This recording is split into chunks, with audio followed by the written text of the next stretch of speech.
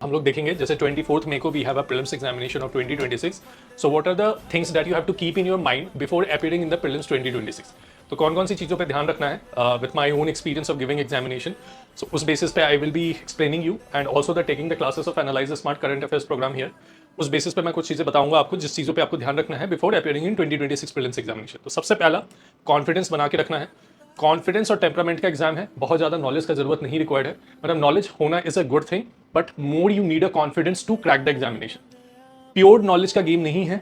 Confidence रहेगा तो you can able to crack. जैसे इस क्वेश्चन से पकड़ने का कोशिश करते हैं. जैसे इस वाले क्वेश्चन में क्या है कि एग्जाम वाले दिन क्या होता है कि अगर आपका कॉन्फिडेंस लैक किया आप ओवरथिंक करना शुरू कर दोगे. जैसे take for example this question कि with reference to the constitution of India if an area in a state is declared as a schedule area under the fifth schedule के अंदर अगर शेड्यूल एरिया डिक्लेयर हो जाता है तो state government loses it's executive power in such areas and the local body assumes total administration. तो ये तो गलत स्टेटमेंट लिखा हुआ है कि स्टेट गवर्नमेंट लूज कर देगा executive power in such area. तो ये आप इजीली सॉल्व कर लोगे. यहां हो सकता है कि आप ओवरथिंक करना शुरू कर दो. तो union government can take over the total administration of such areas under certain circumstances on recommendation of the governor. अब होगा क्या कि दिमाग में ये चलने लगेगा कि हाँ प्रेसिडेंट रूल के टाइम पे तो यूनियन गवर्नमेंट कर ही सकता है. बट ध्यान यहां पे ये देना था ये क्वेश्चन सिर्फ पर्टिकुलरली फिफ्थ शेड्यूल के पर्पज से पूछा जा रहा है. तो फिफ्थ शेड्यूल के पर्पज से अगर पूछा जा रहा है तो ये स्टेटमेंट भी रॉन्ग हो जाएगा. तो इसका answer neither one and neither two होगा.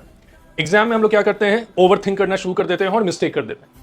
सो ये सारा प्रोसेस ये सारी चीजों पे ध्यान रखना एग्जाम वाले दिन.